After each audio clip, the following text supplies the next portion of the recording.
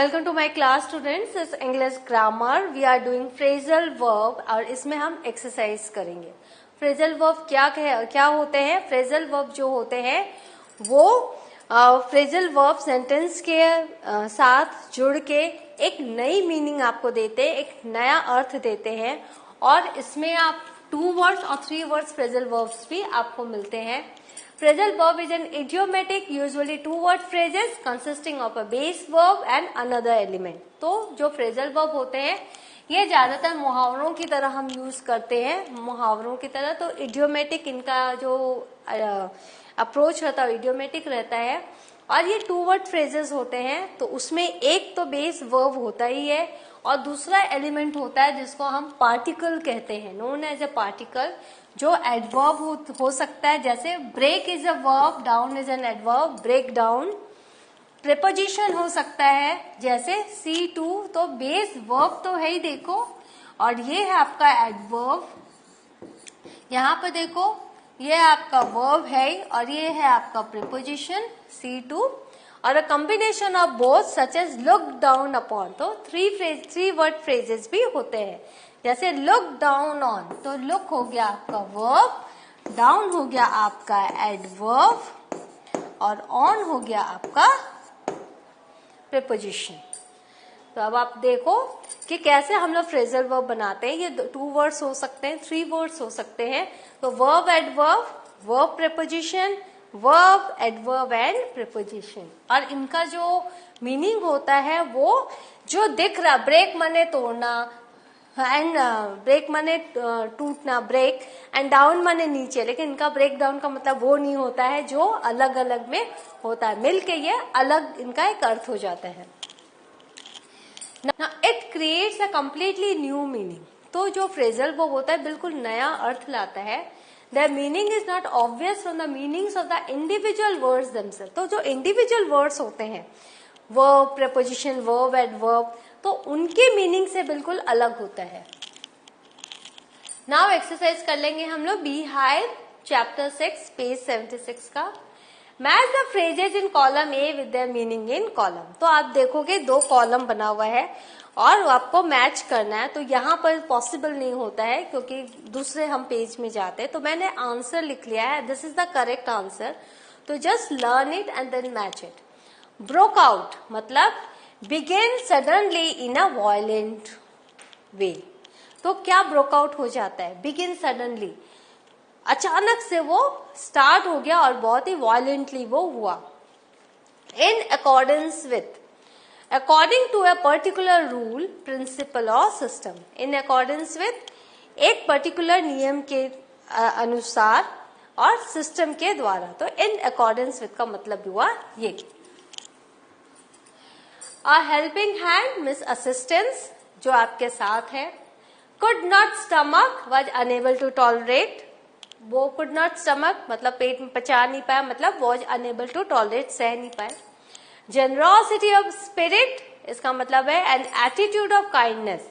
Generosity of spirit का मतलब है एटीट्यूड ऑफ काइंडनेस, दयालुता का एक एक्ट। और रेडीनेस टू गिव फ्रीली, और एक ऐसा व्यक्ति जो दान फ्रीली करता है, हर समय करता है। फिगर्स ऑफ अथॉरिटी मतलब ऐसे लोग जिनके पास पावर है डिसीजन लेने का, persons with power to make decisions. Now, next is your Beehive chapter 10 page 132. Read the following sentences carefully to understand the meaning of the italicized phrases. Then match the phrasal verbs in column A with their meaning in column B. तो यहाँ भी मैंने क्या किया है कि उसका meaning भी लिखना है और फिर उसको सेंटेंस भी देना है, राइट? सेंटेंसेस भी उनको आपको सेंटेंसेस में देखना है। A communal war, communal war जातीय हिंसा, broke out when the princess was abducted by the neighbouring Prince. तो कम्युनल वॉर कब हुआ? अचानक से वायलेंट होकर शुरू हो गया जब किसी राजकुमारी को अबडक्ट कर लिया गया, उठा लिया गया नेबरिंग प्रिंस के द्वारा। तो ब्रोक आउट, यहाँ पे देखो ये आपका फ्रेजल वर्ब है। The cockpit broke off from the plane during the plane crash. तो जो cockpit है वो broke off हो गया। The car broke down on the way and we were left stranded in a jungle. The dacoit broke away from the police as they took him to the court. The brothers broke up after the death of the father. तो यहाँ पर देखो एक word break से उसका यहाँ past form है broke of, broke down, broke away, broke up. तो ये जितने भी मीनिंग है ये सब अलग अलग है. कार ब्रोक डाउन, कार खराब हो गई. द डेकर्ड ब्रोक अवे, वो भाग गया. द ब्रदर्स ब्रोक अवे, उनमें एकता नहीं रही, वो अलग हो गए. The thief broke into our house. Broke into our house, चोर घर के अंदर आ गया व्हेन वी वर अवे. अब यहां देखो ब्रेकआउट, इसी का ब्रोकआउट है. Off start suddenly, usually a fight, a war और a disease. Break off, to come apart due to force. ठीक है. Break down, stop working. Break away from someone, to escape from someone's grip, जो थीप का था. Breakup, end a relationship. Break into, break and enter illegally.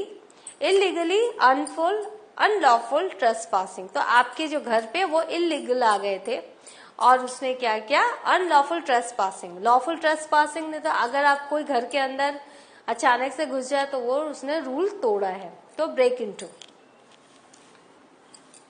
Now first flight से हम देख लेते हैं.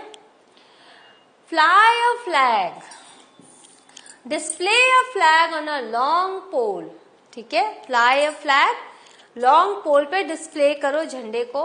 फ्लाई इनटू रेज, मतलब बिकम सडनली वेरी एंग्री, बहुत जल्द, वो तुरंत बहुत नाराज हो गया. Fly along, that is move quickly, suddenly, बहुत जल्दी मूव किया, अचानक में मूव किया गया. फ्लाई हाई, मैंने बी सक्सेसफुल, मतलब बहुत उन्नति करो, सफल हो. फ्लाई द कूप, मतलब escape from a place, place से बाहर निकलना. Now page 56, chapter 4. Find the sentences in the lesson that are the phrasal verbs given below. Match them with their meanings. अब वो लेसन है, उसमें कुछ फ्रेजल वर्ब्स हैं, वो आपको फाइंड आउट करना, उनके मीनिंग देना है. तो एक है प्लंज इन, मतलब go straight to the topic. Right. Since no one would understand the word of my stories to Kitty if I were to plunge right in, I had better provide a brief sketch of my. तो कोई भी नहीं समझेगा मेरी story के बारे में, तो अच्छा है कि मैं स्ट्रेट टू द टॉपिक में अगर मैं जाता हूं तो I would better provide a brief sketch of my life much as I dislike doing so. तो अचानक से वो स्टोरी में जाने से पहले अच्छा है कि मैं अपने लाइफ के बारे में थोड़ी सी जानकारी दूं, जो कि मैं बहुत डिसलाइक करता हूं, मैं पसंद नहीं करता. ना kept back means not promoted. Move up, go to the next grade. तो इसका दोनों का एक ही में आ गया है. देखो, the reason of course the forthcoming meeting in which the teachers decide who will move up to the next form and who will be kept back. किसे प्रमोशन देना है, जो कौन नेक्स्ट ग्रेड में जाएगा, और किसको प्रमोशन नहीं देना, किसको उसी क्लास में रखना है. तो teacher will decide this. Ramble on means speak और राइट विदाउट फोकस. कुछ भी लिख रहे हो बिना फोकस के, कुछ भी कह रहे हो.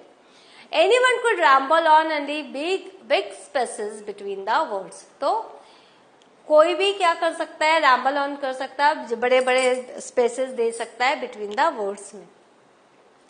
Get along with, have a good relationship with. I get along pretty well with all my teachers. Calm down means make them remain quiet, शांत करना. Even G's pleading advances and my angry outburst can't calm them down. तो ये सब chapter से ही लाइनें हैं. Now, stay in माने stay indoors, अंदर ही रहो. I thought of this saying on one of those days when I was feeling a little depressed and was sitting at home with my chin in my hand, bored and restless, wondering whether to stay in or go out. तो यहाँ पे देखो stay in आया और ये phrasal verb है. तो इसमें क्या कहा गया, मैं सोच रहा था, मैं बहुत डिप्रेस था और मैं इस तरह से सोच रहा था, बैठा हुआ था, बहुत बोर हो रहा था, कुछ मुझे करने का सूझ नहीं रहा था और मैं सोच रहा था कि घर के अंदर रहूं या बाहर जाऊं। Make up for, compensate. Compensate कैसे? This birthday celebration in 1942 was intended to make up for the other. तो ये जो बर्थडे है सेलिब्रेशन इन 1942, ये क्या है? मेकअप फॉर द अदर, दूसरे बर्थडे के लिए एक कंपेंसेट है। Hand in, give an assignment, assignment submit करना। Homework to a person in authority, मतलब टीचर को। I handed it in and Mr. Kissing had nothing to complain about for 2 whole lessons. कि मैंने क्या किया? हैंड ओवर किया। I have handed it assignment in and Mr. Kissing जो teacher है had nothing to complain about। अब वो दो क्लास में तो कभी भी कंप्लेन नहीं करेंगे कि why haven't you submitted your homework। तो ये सारे देखो, ये सारे जो है आपके फ्रेजल वर्ब है, मीनिंग दिया हुआ है और चैप्टर के लाइन से यहाँ पर। Now chapter 7 page 81, find the sentences in the story with the following phrasal verb. अब ये लाइंड अप एक फ्रेजल वर्ब है, यहाँ पे देखो स्टोरी में है, and she thought of the glowing picture those 100 dresses made all lined up in the classroom. तो वो 100 ड्रेसेस एक चैप्टर आप लोगों की फर्स्ट फ्लाइट में पार्ट 1 एंड पार्ट 2, तो उसी में से ये लाइन है। Thought up, Peggy who had thought up this game and Maddy her inseparable friend. तो यहाँ पर देखो थॉट अप, यहाँ पर है वो word, were always the last to leave. Took off, Miss Masson took off her glasses, blew on them and wiped them on a soft white handkerchief. Stood by, she had stood by silently and that was just as bad as what Peggy had done. तो आपने देखा, took off माने उन्होंने अपने glasses निकाले, उनपे हवा blue किया और उनको कपड़े से हैंकरचिप से पोंछा। Stood by, खड़े रहना, she had stood by silently and that was just as bad as what Peggy had done. So, what have we learned? We have learned phrasal verb. We have learned कि कैसे इनके different meanings होते हैं और कैसे sentences में इनको जोड़ा जाता है। तो आप भी इनको देखो, लर्न करो और जब आप कुछ अच्छे से ऐसे वगैरह लिखोगे तो आप इनको वो यूज कर सकते हो। So in the next class I shall be here with a new topic. Till then have a good revision. Thank you.